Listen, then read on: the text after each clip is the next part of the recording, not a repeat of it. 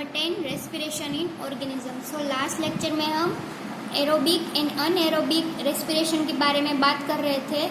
जब ग्लूकोज का ब्रेकडाउन होता है with use of oxygen, oxygen की मदद से जब ग्लूकोज का ब्रेकडाउन होता है तो उसे हम बुलाते थे एरोबिक रेस्पिरेशन। एंड ऑक्सीजन के बिना जब ग्लूकोज का ब्रेकडाउन होता है तो उसे हम बुलाते हैं अनएरोबिक रेस्पिरेशन। सो हमने लास्ट में दोनों के बारे में बात की थी। Now there is a reaction, यहाँ पर दिखाई गई है कि ग्लूकोज का ब्रेकडाउन होता है, किसमें कन्वर्ट होता है वो carbon dioxide plus water and energy release होती है जब ग्लूकोज का ब्रेकडाउन होता है तब। So in the presence of oxygen, इसे अंडरलाइन कर देना, ये किसकी रिएक्शन है? एरोबिक रेस्पिरेशन की। जो ऑक्सीजन की मदद से ग्लूकोज का ब्रेकडाउन होता है, ये तीनों में यानी carbon dioxide, water and energy में ग्लूकोज का ब्रेकडाउन होता है ऑक्सीजन की मदद से, इसे हम बुलाते हैं aerobic respiration. You should know that there are some organisms such as yeast that can survive in the absence of air. They are called anaerobies. So जो भी ऑर्गेनिज्म है वो ऑक्सीजन की एब्सेंस में जीती है यानी लिव करती है, उसे हम क्या बुलाते हैं? अनएरोबीज। क्योंकि अनएरोबीज यानी अनएरोबीज और अनएरोबिक मतलब ऑक्सीजन के बिना कोई भी चीज़ जो ऑक्सीजन के अनएरोबी यानी ऑक्सीजन के विदाउट, ऑक्सीजन के बिना कोई भी चीज़ होती है या कोई भी घटक जो ऑक्सीजन के बिना जीते हैं उसे हम अनएरोबीज और अनएरोबिक रिएक्शन रिस्पेक्टिवली हम बुलाते हैं। They get energy through anaerobic respiration. In the absence of oxygen, glucose breakdowns into alcohol and carbon dioxide is given below. So anaerobies यानी यीस्ट, हमने यीस्ट के बारे में बात की, वो अनएरोबिक रेस्पिरेशन से उसे एनर्जी मिलती है क्योंकि वो ऑक्सीजन की एब्सेंस में रहते हैं। फिर हमें यहाँ पर अनएरोबिक रेस्पिरेशन की रिएक्शन यहाँ पर दिखाई गई है, इसे भी अंडरलाइन कर देना। सो हमने पहले एरोबिक रेस्पिरेशन की रिएक्शन के बारे में बात किया कि ग्लूकोज का ब्रेकडाउन होता है carbon dioxide, water and energy में ऑक्सीजन की मदद से। नाउ ग्लूकोज का ब्रेकडाउन होता है पर ऑक्सीजन की मदद के बिना, विदाउट ऑक्सीजन यानी ऑक्सीजन की एब्सेंस में। सो अनएरोबिक रेस्पिरेशन में क्या होता है? ग्लूकोज में से alcohol, carbon dioxide and energy release होती है, यहाँ पर ऑक्सीजन नहीं होता। Page number 109, our muscle cells can also respire anaerobically but only for a short time. So हमारे मसल्स के जो सेल्स होते हैं वो भी अनएरोबिकली रिस्पायर कर सकते हैं यानी ऑक्सीजन की मदद के बिना भी श्वसन कर सकते हैं पर बहुत ही कम समय तक।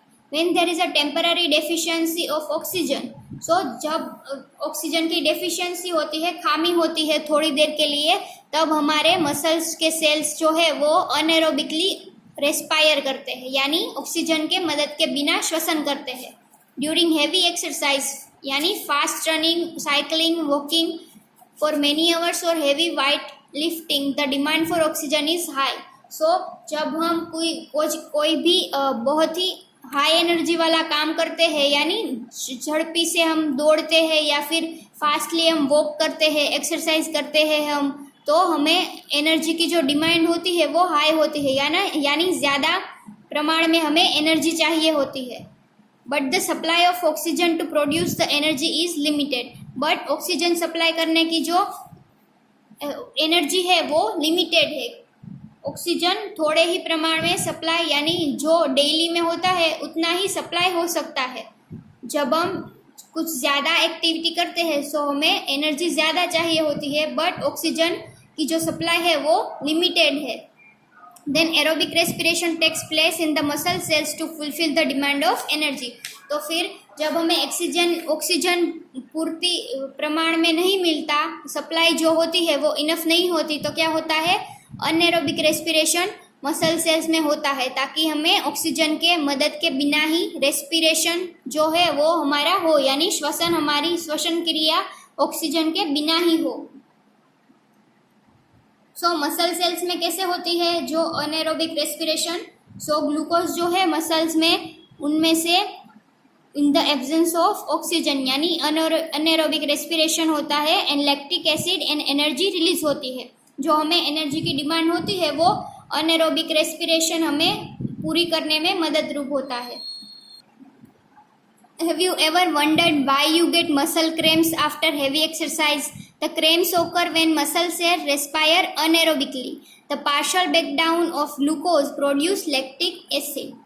कई बार आप हेवी एक्सरसाइज करते हो, कई समय तक एक्सरसाइज करते हो स्पीडली या फिर जल्दी से चलते हो, तो कई बार आपको आपके मसल्स में दर्द होने लगता है। ये क्यों होता है? क्योंकि आपके जो सेल्स है, मसल सेल्स, वो अनएरोबिकली रेस्पिरेशन करते हैं क्योंकि ऑक्सीजन की खामी होती है। Partial breakdown of glucose produce lactic acid. हमने देखा आगे रिएक्शन में कि ग्लूकोज में से क्या रिलीज होता है, lactic acid and energy. The accumulation of lactic acid causes muscle cramp. Lactic acid का संग्रह जो होता है कोशों में, उसकी वजह से हमें क्या होता है, मसल क्रैम्प हम फील करते हैं, यानी मसल्स में हमें दर्द होता है। We get relief from cramps after a hot water bath or a massage. Can you guess why it is so? Hot water bath और massage improve circulation of blood. हमें मसल्स में दर्द होने लगता है आफ्टर हेवी एक्सरसाइज, इसे हम कैसे दूर कर सकते हैं? इससे हम रिलीफ कैसे पा सकते हैं, राहत कैसे पा सकते हैं? हॉट वाटर में हम बात करके या फिर मसाज के